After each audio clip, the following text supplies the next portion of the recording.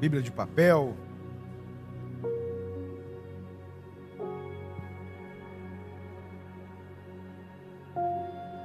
Êxodo, capítulo 1, porque nós vamos ler versículos entre o capítulo 1, capítulo 2, capítulo 3, capítulo 4. Então você vai deixar a sua Bíblia aberta aí. No decorrer da nossa reflexão, a gente vai fazendo leitura de Êxodo. Na verdade, eu queria começar nossa reflexão nessa manhã lendo outro texto, que não será a base da nossa mensagem, mas que vai nos servir também nessa manhã, que é Efésios capítulo 1, verso 4. Apenas ouça. Efésios capítulo 1, verso 4, a palavra de Deus diz assim: porque Deus nos escolheu nele, antes da criação do mundo, para sermos santos e sem culpa diante dele.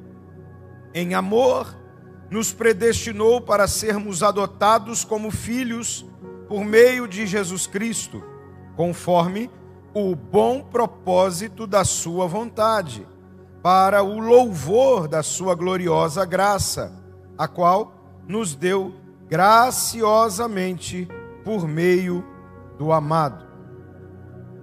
Eu queria falar nessa manhã com você sobre propósito, sobre vivermos alinhados ao que Deus nos fez, ou para o que Deus nos fez.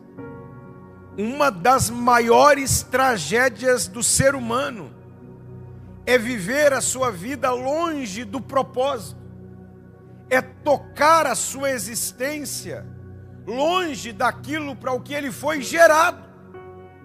Porque você e eu não fomos gerados para levantarmos a cada manhã e improvisarmos a vida, improvisarmos as coisas. Na falta de alguma coisa melhor para fazer, vou fazer o que está ali diante de mim.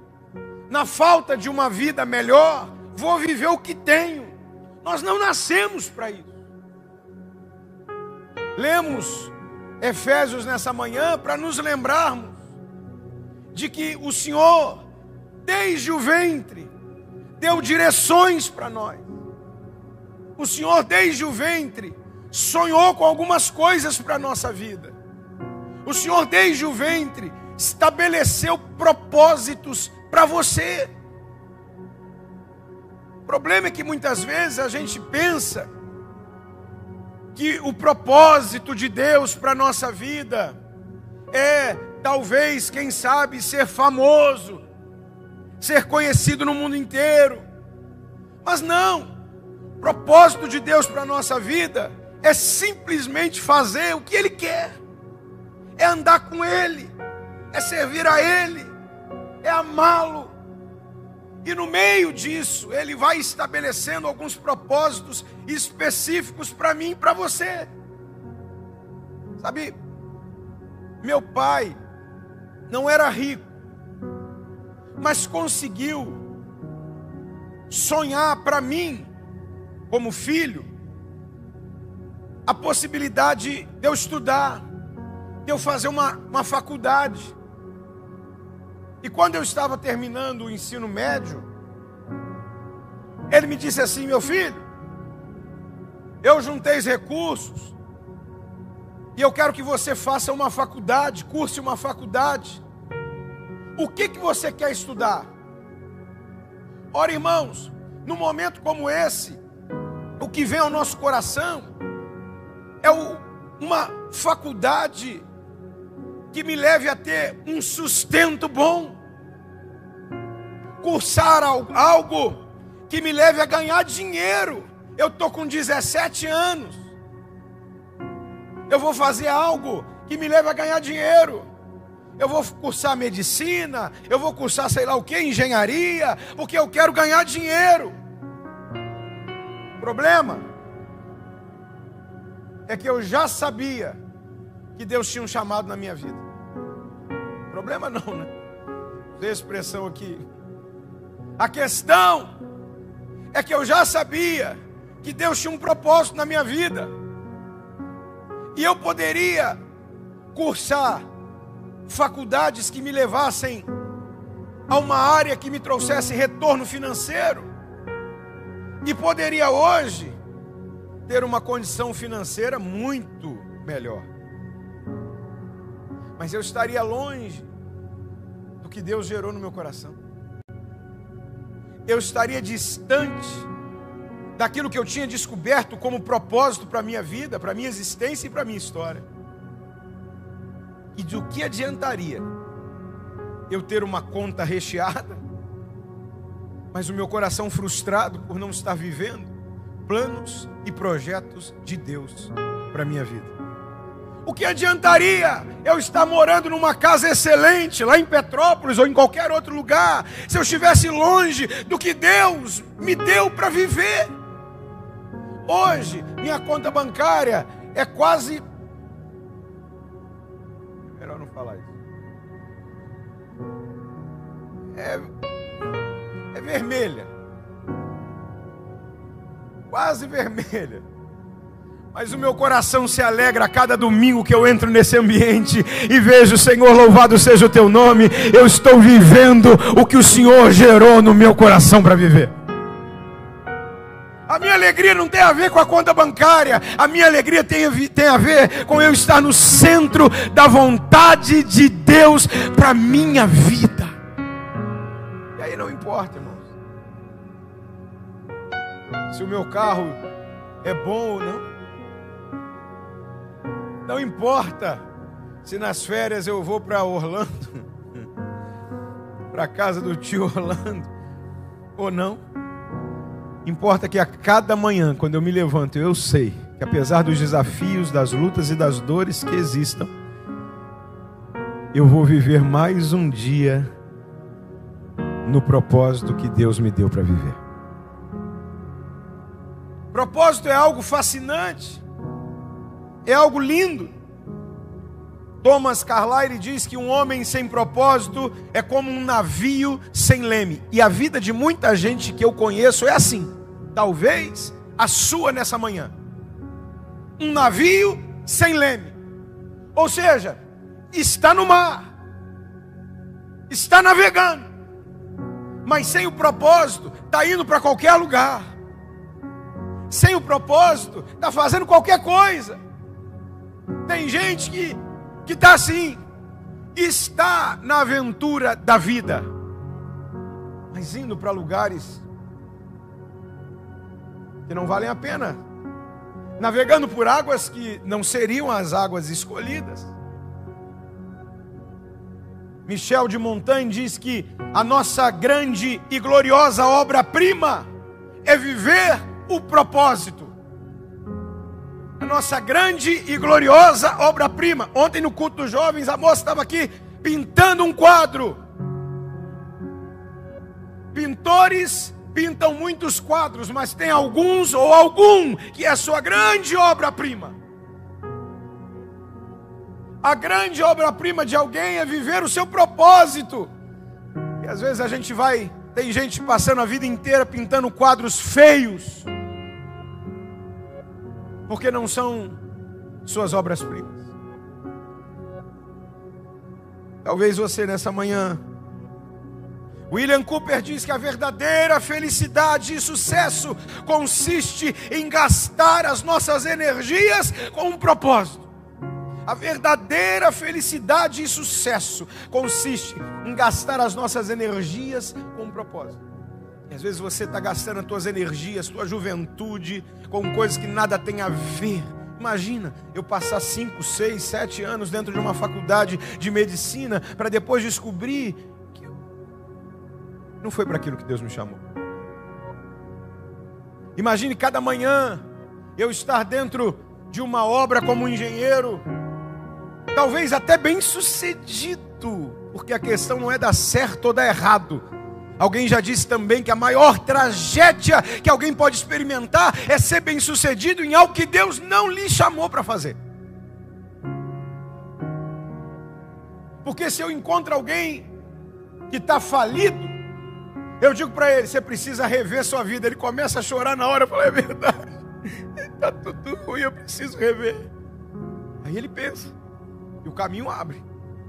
Mas se eu encontro alguém bem sucedido no que está fazendo e digo para ele, você não está vivendo o que Deus te chamou para fazer, ele olha para mim e diz, olha a minha conta bancária.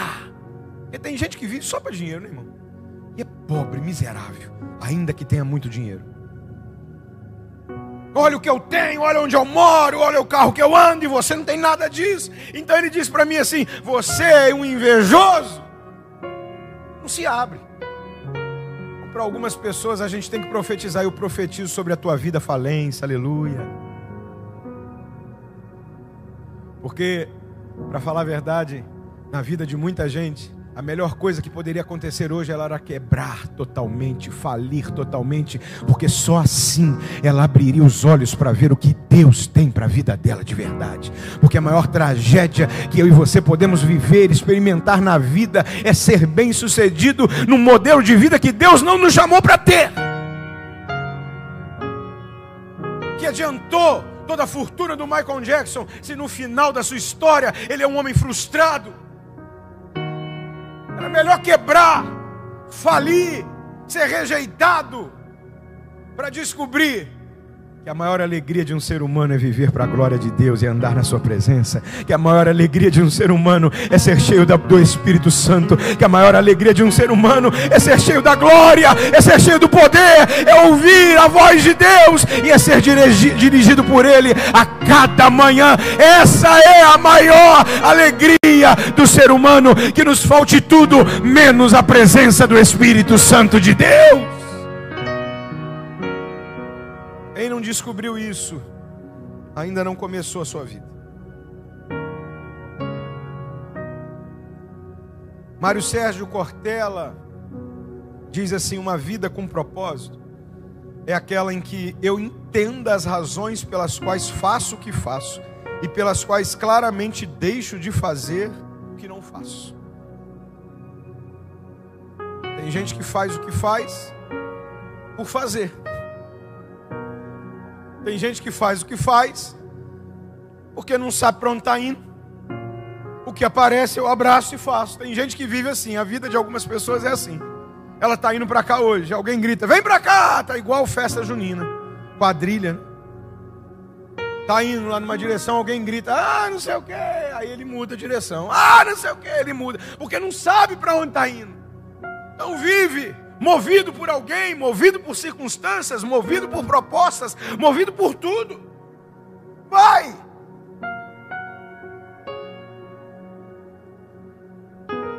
Nós somos chamados para servir a Deus.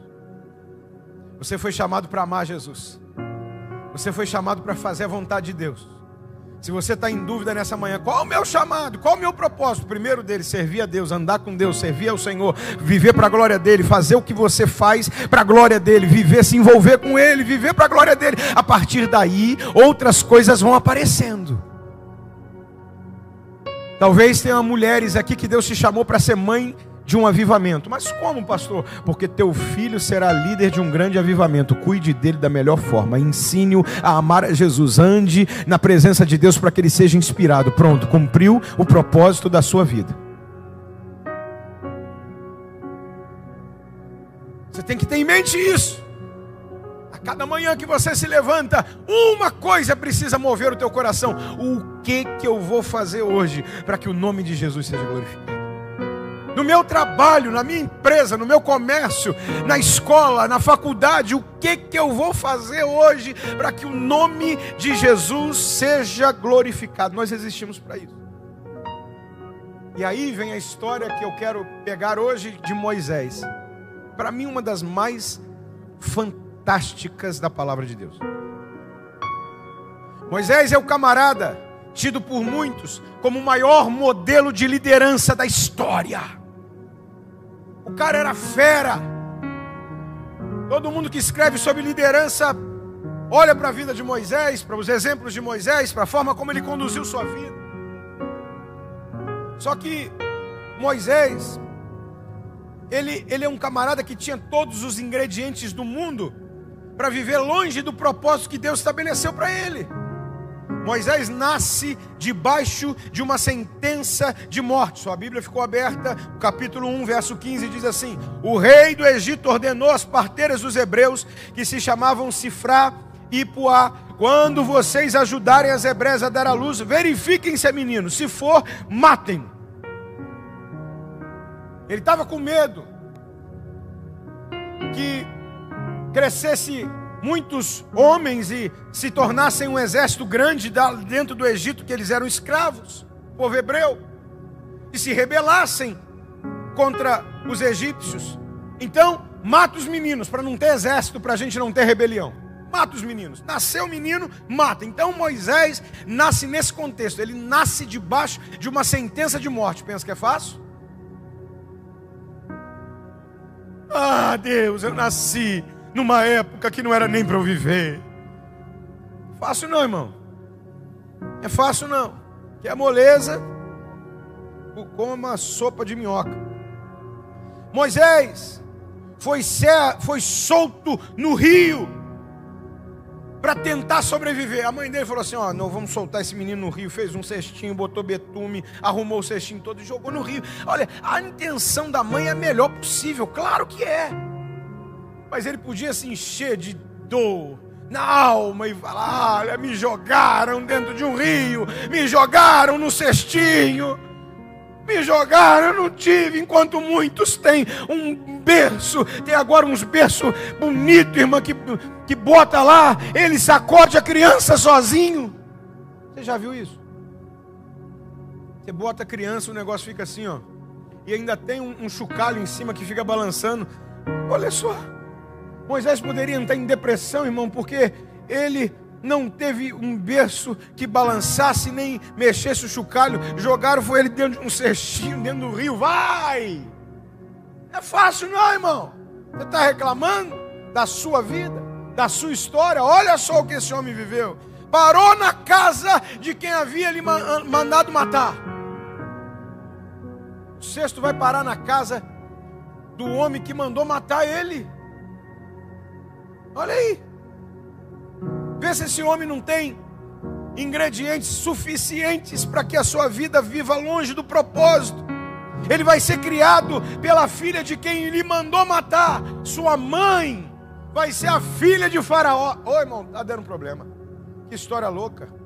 Quando ele descobre: poxa, eu estou sendo criado por quem mandou me matar. Eu estou sendo criado por quem mandou matar um monte de parente meu. Meu priminho morreu porque esse homem mandou matar. Meu avô adotivo mandou me matar. Que loucura! Aí, para melhorar, a babá dele vai ser a mãe verdadeira. Ah, irmão, é para confundir a cabeça de qualquer um.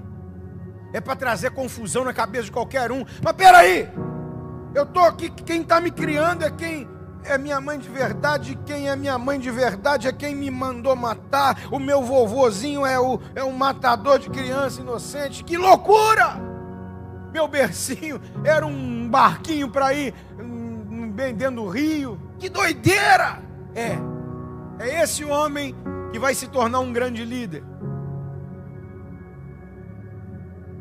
As crises no coração de Moisés. Eu sou hebreu, eu sou egípcio, eu me acostumo com esse padrão de vida luxuoso, ou eu tento libertar o meu povo. O que eu faço? Quem eu sou? Para onde eu vou? Que propósito é esse? No meio da confusão, ele vê um egípcio brigando lá com um hebreu, ele vai lá e mata o egípcio. No meio da confusão, a cabeça perdida, não sabe para onde vai, não sabe qual é o seu propósito, mata o egípcio. Fala: meu Deus, matei um homem. Aí ele vai lá e enterra o egípcio na areia. Só que ele é visto, achou que ninguém viu, achou que ninguém percebeu. Tempos depois ele está tendo outra briga, ele vai apartar a briga. E alguém diz: você vai fazer o quê? Vai me matar igual matou o egípcio, se esconder debaixo da areia? Ele falou: e viram, porque tem sempre alguém te vendo. Você acha que ninguém sabe? Ainda mais em tal cara. Sabem. E vai passar no telão. Não nesse, mas da eternidade. Aleluia. Aí ele foge. Ele diz: quer saber? Chega. E aí, ele vai iniciar uma fuga, uma corrida para longe do seu propósito, para longe do que Deus lhe chamou para fazer. Ele vai para o deserto e vai construir uma vida, um padrão de vida longe do que Deus quis para ele, porque é assim que a gente faz quando começa a ficar perdido, é assim que a gente faz quando as dores são grandes, é assim que a gente faz quando a gente já não sabe lidar bem com as pressões da vida, é assim que a gente faz quando muitas feridas vêm, é assim que a gente faz quando a gente se distancia da presença de Deus. A gente vai construir uma vida longe, para que ninguém nos importune, para que a gente não seja atormentado pelo nosso propósito, para que a gente não pense. Olha, sabe como é que a gente faz quando fica rico, longe do propósito? Aliás, quando fica pobre também, gasta dinheiro e sai comprando tudo, para ver se a gente consegue aplacar esse grito dentro da nossa alma, para viver algo relevante. A gente compra tudo, aí quando tem dinheiro paga, quando tem dinheiro fica devendo, mas a gente compra do mesmo jeito. Porque tem um grito na tua alma dizendo: você está longe do que Deus te chamou, você está longe do propósito, você está longe do que Deus tem para a tua vida. Você era para estar no altar, você era para estar me servindo, você era para estar me adorando, mas você fez escolhas erradas. Então a gente vai caminhando para mais longe, para que essa voz fique imperceptível. A gente vai para mais longe, a gente procura um deserto bem longe. Vamos viver nossa vida longe, que ninguém me lembre que eu sou servo de Deus, que ninguém me lembre que eu nasci para Ele, que ninguém me lembre que eu tenho um chamado, que ninguém me lembre que eu tenho um propósito. Vamos para longe. Vai, Moisés. Casa com a filha de um homem próspero chamado Jetro.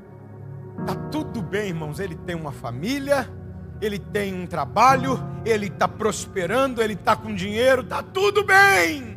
É isso, que desgraça é estar tudo bem quando a gente está longe do propósito de Deus. É melhor profetizar a falência mesmo. Está tudo bem, mas ele está longe. Está tudo bem, mas ele tinha que estar lá. Está tudo bem, mas ele está vivendo longe de Deus. Até que um dia Deus fala: chega, está na hora, Moisés, de você se alinhar de novo. E Deus vai fazer uma visita a Moisés no deserto. Eu quero profetizar Deus fazendo uma visita no teu deserto nessa manhã de domingo. Eu quero profetizar Deus chegando pertinho de você nessa manhã de domingo. Eu quero profetizar Deus cansando da tua fuga e indo ao teu encontro e dizendo: chegou a hora de um encontro, chegou a hora de você se reconectar, chegou a hora de você voltar para o centro da minha vontade. Chega só que Moisés está tão marcado. Sabe quando você chega na praia, por exemplo, e aqueles homens que trabalham muitas vezes na praia, vendedores ambulantes ali na praia, vendem roupas, vendem calçados, vendem alimentos. Às vezes eles andam descalços o dia inteiro naquela areia quente da praia, que a gente, não estando acostumado, a gente tenta tirar o pé, mas o pé já está tão acostumado com aquilo que já criou uma proteção, não sente mais. Às vezes a gente está tão marcado pelas temperaturas altas da vida, que a gente já não sente mais quando Deus fala, quando Deus se aproxima, a gente já se tornou duro demais. Então, Moisés estava assim. Deus precisou fazer algo extraordinário, meteu fogo num arbusto, o que é comum. Nós estamos vivendo dias assim, fogo para tudo quanto é lado.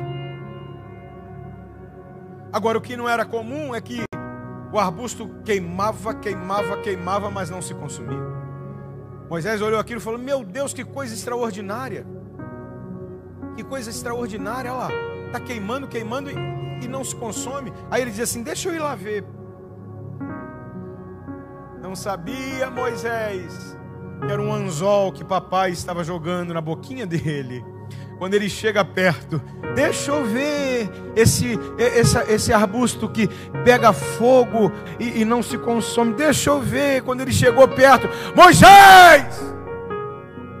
Tem gente aqui nessa manhã dizendo assim: por que isso está acontecendo? Que situação estranha, que coisa, por que Deus deixou isso? Por que isso aconteceu? Por que na minha vida? Por que na minha história? Por que deu errado? Por que aconteceu isso? Nessa manhã Ele está te explicando: eu precisei botar fogo nisso aí, porque você não parava para me ouvir. Eu precisei botar fogo nisso aí, para ver se você prestava atenção, que eu ainda sou teu Deus, que eu ainda tenho planos, que eu ainda tenho projetos. Nada te chamava atenção, então eu meti fogo nessa área da tua vida. Você veio perto para ver, e agora você está tendo que me ouvir. Sou eu, o Deus que te chamei, o Deus que te formei, o Deus que te criei. Eu vim aqui falar com você nessa situação. Teve jeito, irmão. Você não prestou atenção? Fogo nele. Teve jeito. Fica chateado não, está queimando mesmo. E é Ele, e é amor, e é graça. Por isso que queima, mas não destrói, porque Ele não está vindo para te destruir, Ele está vindo só para te chamar. Não vai destruir, fica tranquilo. Esse fogo não acaba com o arbusto, esse fogo só serve para chamar a tua atenção. Moisés chegou perto e falou: eita, agora deu ruim. É o Deus da minha mãe, da minha babá. É o Deus que ela me ensinou, é o Deus que ela me mostrou, é o Deus que ela contou para mim quem era. E agora? Agora, Moisés, é o seguinte: primeiro, tire as sandálias dos teus pés. Verso 5 do capítulo 3. Não se aproxime, tire as sandálias dos pés, porque o lugar que você está é terra santa. Óbvio que há uma conotação aqui de respeito. Você não está em qualquer lugar. Mas sabe o que eu fiquei pensando? Que muitas vezes nós colocamos calçados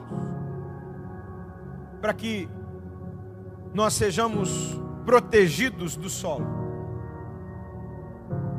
Quando na tua casa você tem criança e um copo quebra, você grita para a criança assim: põe chinelo! Porque tem caco de chão, vai entrar no teu pé. Vem descalço aqui não. Você quer que essa criança venha com os pés protegidos, para que os pés dela não toquem o que está na superfície, o que está naquele chão. Como eu falei da praia, se você chega numa praia com areia muito quente, você põe sandálias, chinelos, para que você não tenha seus pés queimados.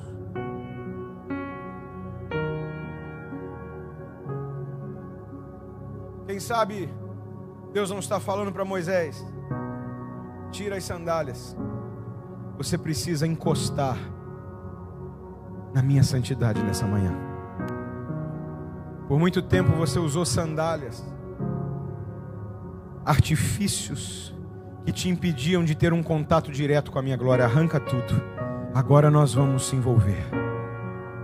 Arranca tudo, porque nada pode nesse momento impedir que eu consiga tocar você. Tira a sandália dos teus pés, Moisés. As sandálias que podem significar o pecado que muitas vezes nos separa da presença. As sandálias que podem significar a nossa falta de santidade que nos afasta da presença. As sandálias que podem significar a nossa frieza espiritual que nos impede de estar com Ele. Tira, arranca tudo. Deus está falando conosco nessa manhã de domingo. Arranca tudo que te impede de um contato direto. Arranca tudo que te impede de tocar realmente. Tira. Você está em terra santa. Não se proteja, não se limite, não se afaste, se envolva, mergulhe. Nessa manhã, Deus convida a sua igreja: mergulhe na minha presença e viva com intensidade tudo que eu tenho preparado para você. Não é tempo de se afastar, de se manter longe. Não é tempo de viver uma vida cristã burocrática. Não é tempo de viver uma vida cristã religiosa. É tempo de um mergulho na graça, na glória, no poder e no avivamento que Deus tem preparado para cada um de nós. Tira as sandálias da religiosidade, as sandálias do pecado, as sandálias da frieza, as sandálias de uma vida medíocre. Tira, mergulha na glória de Deus para a sua vida, meu irmão. Arranca. Está longe, arranca. Confronte o seu passado. Você já viveu muita coisa ruim. Você tem muitos itens na tua história que te afastam das possibilidades que Deus tem, mas tira. Você viveu traumas, você foi abusado, você foi enganado, você foi traído, você foi excluído, você foi abandonado. Nós temos as nossas histórias. Cure-as, confronte. Moisés está lá, está vivendo, sabe, uma fuga. Enquanto a gente fica fugindo, não tem como nós sermos restaurados. Enquanto a gente fica fugindo do nosso passado, não tem como a gente ser colocado na posição. Enquanto a gente finge que nada aconteceu, esconde debaixo do tapete e acha que está tudo bem, a gente nunca consegue avançar. A gente nunca consegue ir além.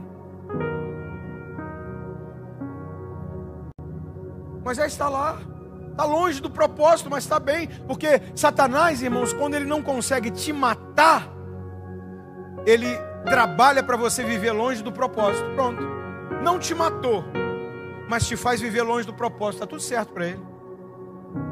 Não matou Moisés, mas conseguiu levá-lo para o deserto. Está tudo certo. Se ele não teria Moisés lá dentro do Egito morto, pelo menos Moisés também não estaria lá dentro vivo. Está longe, é assim. Você não está morto, mas também não está vivendo o que Deus tem para você. Está tudo certo. O diabo está aplaudindo e feliz da vida. Agora, Moisés vai ter que confrontar o seu passado. E como é que Deus faz isso? Deus começa a lembrá-lo. Você não vai ficar aqui esquecendo de tudo que você viveu não, meu filho. Eu vou te lembrar de tudo que você passou. Eu vou te lembrar do Egito. Você vai ter que lembrar. Talvez Deus nos traga à memória muitas coisas. Tem gente que quando vê, vou falar de coisa boa, né, irmão? Tem gente que quando come uma broa de milho, fala assim: ah, minha avó fazia uma broa dessa. Esse dia eu comi uma broa aí num lugar aí, hein, mano? Ela falou assim: tá desmanchando, não vou falar porque essa parte, né? Tá desmanchando, pastor, mas tava uma delícia. Se desmanchar de novo, me chama, irmã. Recebe a palavra aí. Tá longe. Mas eu me lembro, a broa me lembra minha avó, esse cafezinho tinha um gosto lá de casa, esse cheiro, a gente é muito marcado por aromas, esse cheiro me lembra a minha infância, me lembra a minha adolescência, as coisas nos lembram. Então Deus sabe disso, porque foi Ele que fez, né? Deus vai botar um símbolo na frente de Moisés, para que ele lembre. Aonde está isso, pastor? Vou te mostrar. Sua Bíblia está aberta, no capítulo 4, você vai ler assim, verso 2. Então o Senhor lhe perguntou: o que é isso em sua mão? Uma vara, respondeu ele. Disse o Senhor: jogue-a no chão. Moisés jogou-a e ela se transformou numa serpente. Moisés fugiu dela, mas o Senhor lhe disse: estenda a mão e pegue-a pela cauda. Moisés estendeu a mão, pegou a serpente e esta se transformou numa vara em sua mão. E disse o Senhor: isso é para que eles acreditem que o Deus dos seus antepassados, o Deus de Abraão, o Deus de Isaac, o Deus de Jacó, apareceu a você. Joga, o que é isso na sua mão? Um bastão, uma vara, um cajado. Joga no chão. Quando jogou, se transformou numa serpente. Presta atenção. A broa que lembra a avó, o café que lembra a infância, o cheiro que lembra. A serpente era o maior símbolo dos egípcios. Não é à toa, irmão. Deus não joga a conversa fora. A serpente era o maior símbolo da religiosidade egípcia. Os faraós andavam com adereços na sua cabeça que tinham uma serpente saindo. Olha aí, faz um Google.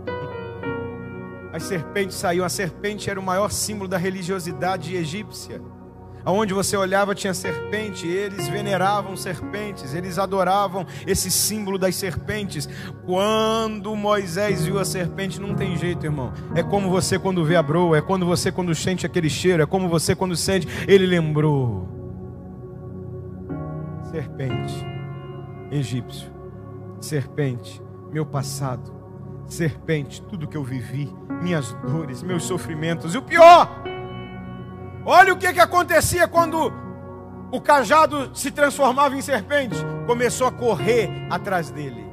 Porque passado não curado corre atrás da gente. Não adianta você tentar, irmão.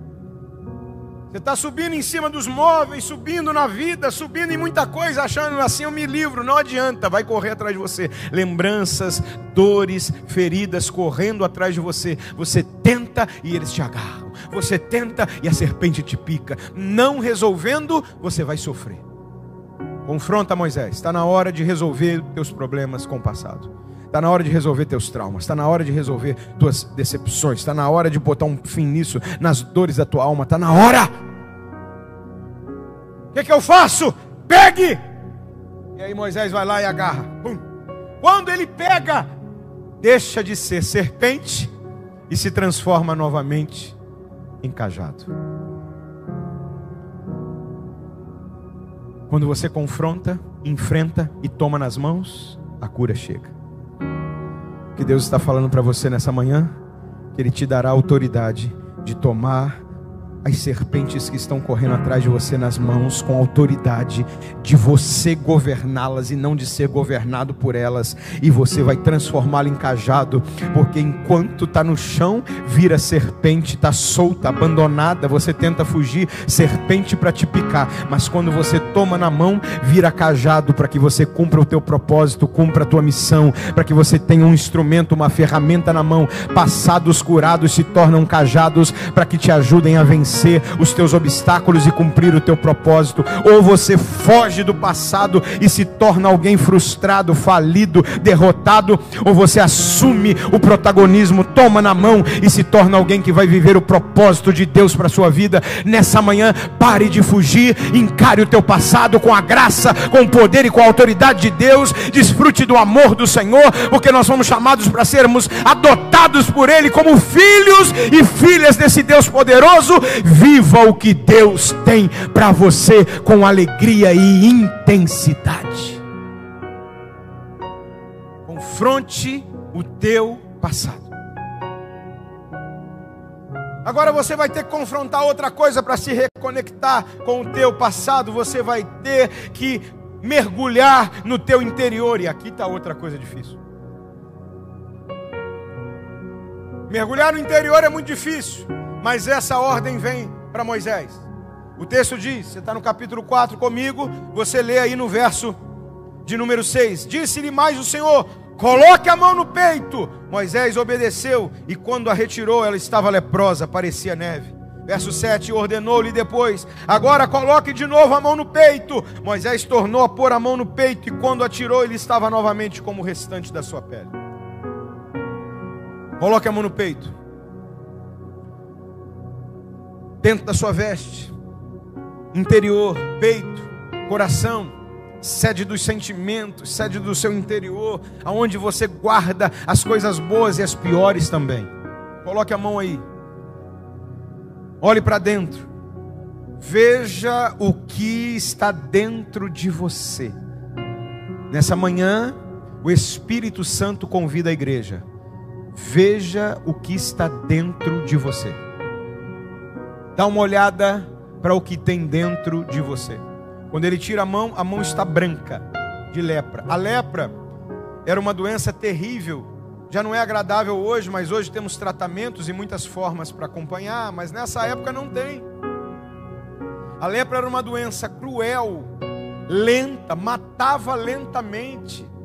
A lepra era uma doença que trazia insensibilidade na área afetada. Então, se você tem uma lepra no braço, ela atacou teu braço, você pode colocar fogo no teu braço e a pessoa não sente, porque perdeu a sensibilidade naquela área. Por isso ela era comparada ao pecado, que ele rouba a nossa sensibilidade ao Espírito Santo. Por isso tem gente tão leproso nos dias de hoje, que peca e já não sente mais dor, que peca e já não ouve mais o Espírito dizendo: você está longe, você está pecando. Então ela está tomada de uma lepra. Vai matando devagar, vai fazendo com que partes do corpo comecem a soltar, comecem a cair, comecem a se perder. Moisés naquele dia viu que seu interior estava cheio de pecado. Quando ele tira e olha, cheio de sujeira, o que Deus está falando: você está cheio, olha o que tem dentro de você, lepra, pecado. O que tem dentro de você nessa manhã, irmão? Eu falei aqui numa pregação por esses dias, Por esses dias, orando, o Espírito Santo me mostrou que eu tinha dificuldade com alguém. E a gente não gosta de assumir essas coisas. A gente não gosta de assumir. Não, eu prego, eu estou no altar da igreja e de repente o Espírito Santo falou: mas você não está conseguindo perdoar tal pessoa. Eu falei: não, que isso? Mas quando o Espírito Santo fala, não tem para onde a gente correr. O que o Espírito Santo fez naquele momento? Enfia a mão aí dentro, Giovanni. Tá bom, Senhor. Tá olhando? Tira agora. Tirei, Senhor. Tá vendo uma lepra aí? Tem que limpar. Às vezes é assim. Nessa manhã não vai ter jeito não, meu irmão. Ele vai mandar você enfiar a mão dentro aí dentro, aí no teu peito, e arrancar, e você vai ter que ver o que tem dentro. E é ruim, dói, incomoda, porque a gente pensa: não, não é comigo. Arrogante! Não, não é comigo, eu não tenho isso não. Marrentão! Tá achando que você é o cara, tá pensando que você é muita coisa. Vai, bobo, mete a mão aí dentro pra você ver o que tem aí dentro. Você está tirando tudo branco, lepra. Está te mostrando que você tem um monte de coisa ruim, que você tem ódio, que você tem rancor, que você tem inveja, que você tem um monte de sentimento horrível aí dentro, que você é infiel, que você está vivendo de acordo com as obras da carne. E está mostrando para você, está te expondo mesmo. Agora Deus não expõe o quê? Vai, bobo, fica com essas crenças aí. Deus expõe sim, irmão. Se quiser acreditar, acredita. Tira a mão branca. É assim que está seu interior. Só que nós servimos a um Deus maravilhoso. Põe a mão de novo. Tira. Está limpa. Essa é a obra que Ele tem operado na vida da igreja. Ainda que o teu pecado seja vermelho como a escarlata, se tornarão brancos mais que a lã, diz o profeta Isaías. Se nessa manhã tiver arrependimento, se nessa manhã tiver quebrantamento, se nessa manhã nós reconhecermos as lepras que estão dentro da nossa alma, vai haver cura, vai haver limpeza, vai haver pureza. Se nessa manhã a gente reconhece que está longe, que está distante, enfia a mão de novo aí, olha de novo, deixa eu fazer a obra, deixa eu me mover dentro de você. Quando você tirar a mão, você vai estar purificado, vivendo uma nova vida. Olha, tem nova vida para a igreja dele, que se arrepende, que se quebranta, que mergulha na graça. Tem nova vida para você nessa manhã. Então se coloque de pé para viver uma nova vida em nome de Jesus. Creia que ele pode, em nome de Jesus. Pode ficar de pé. Porque o último ponto eu vou falar com você de pé, porque é para você crer. Ele ainda vai ter que confrontar duas coisas que eu junto em uma. Primeiro, ele vai ter que confrontar suas crenças limitantes. Tem muitas crenças limitantes dentro de nós, que a gente coloca, alguém enfia, alguém introjeta, alguém imprime na nossa alma e a gente vai acreditando naquilo. Ele acreditava que ele não podia. O verso 10 do capítulo 4 diz assim, sua Bíblia está aberta ainda? Olha comigo, rapidinho. Disse, porém, Moisés ao Senhor: Senhor, nunca tive facilidade para falar. Ele vai falar que ele é meio gago, ele vai prender-se nisso, mas sabe o que ele está dizendo? Eu tentei lá atrás, só que eu me embolei todo, ninguém me deu ouvido, ninguém prestou atenção. Eu tentei lá atrás, mas ninguém ouviu. Agora não vai dar certo. Tem gente travada nas crenças limitantes que foram impressas na sua alma. Você tentou, não deu certo. Você falou, ninguém ouviu. Você foi, ninguém foi junto. Largue isso. O Deus que te chamou te dará a vitória. Se solte, se solte. Naquele dia ele aprendeu, irmão, preste atenção, que quem eu sou não impede os planos de Deus. Você pode ser meio gago, você pode ter falado e ninguém te ouviu, mas eu te formei, eu vou te usar. Ele aprendeu naquele dia que eu não preciso ser destruído para que novos elementos apareçam. Não, ele vai pegar o que já existe e vai moldar do jeito que ele quer. Ei, não fui eu que te fiz. Ele diz, você está acompanhando comigo? Disse-lhe o Senhor, verso 11: quem deu boca ao homem? Quem fez o surdo, o mudo? Quem lhe concedeu vista ou o tornou cego? Não sou eu, o Senhor? Ou seja, eu te fiz, meu camarada. Você acha que eu errei? Eu te fiz, fica tranquilo. Mesmo com as tuas limitações, fui eu que fiz, eu sei delas, fui eu que botei aí. Fica tranquilo, eu vou te usar. Fica tranquilo, irmão. Você é ruim num monte de área, eu também, fica tranquilo, Ele vai te usar aí, assim é mesmo. Você é limitado num monte de coisa, fica tranquilo. Essas limitações Ele conhece, fica tranquilo, Ele vai te usar assim mesmo. Só que aí vem a última coisa que Ele tem que confrontar, a sua incredulidade. Depois disso tudo, dos sinais, de Deus falar, fui eu que te fiz. Ele diz no verso 12 assim, ó, e aqui eu termino. Aliás, verso 13, respondeu-lhe Moisés: Senhor, peço-te, envie outra pessoa. Você é muito chato, né? Te dei sinais, aconteceu um monte de coisa. Depois disso tudo, Senhor, envia outro. Pô, já deu, né, Moisés? Se sou eu, ô Moisés, você é muito enjoado. Caça teu rumo. Mas graças a Deus que eu não sou Deus, você não é Deus. E o Deus que nós servimos é maravilhoso, misericordioso e sempre nos dá novas oportunidades. Ele ficou chateado.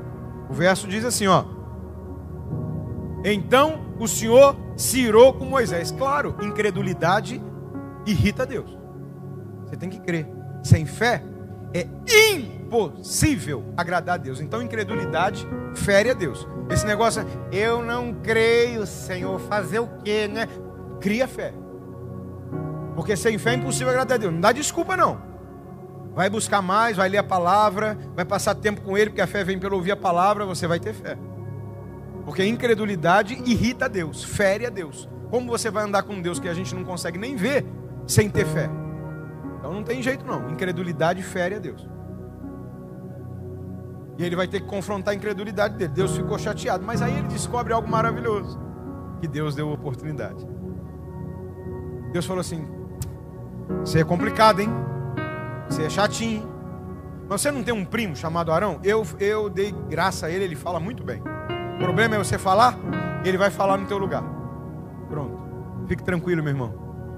Para você cumprir o teu propósito, se reconectar ao teu propósito, Deus vai trazer toda a provisão necessária. O que você precisa para viver o propósito já está na mão de Deus. É recurso, é habilidade, é pessoas, recursos. O que você precisa para viver o teu propósito já está na mão de Deus. O tempo certo se manifesta. Ah, tá com problema de falar? Eu vou mandar Arão. E Arão vai tomar o meu lugar, porque ele fala bem. Perdi. Quando você está vivendo o propósito, ninguém toma o teu lugar. Deus levanta ajudadores e não competidores. Arão não vem para tomar o lugar de Moisés. Arão vem para fazer o que Moisés não sabe fazer. Deus vai colocar pessoas por esses dias na tua vida, eu profetizo, que não vão tomar o teu lugar, não vão puxar o teu tapete, não vão disputar espaço com você, vão te ajudar naquilo que você tem fragilidade, porque o reino de Deus é um reino de cooperação, é um reino de amizade, é um reino onde um coloca o seu dom a serviço do outro. O dom desses irmãos aqui não compete com o meu, eles acrescentam ao meu. O meu dom não os ameaça, acrescenta.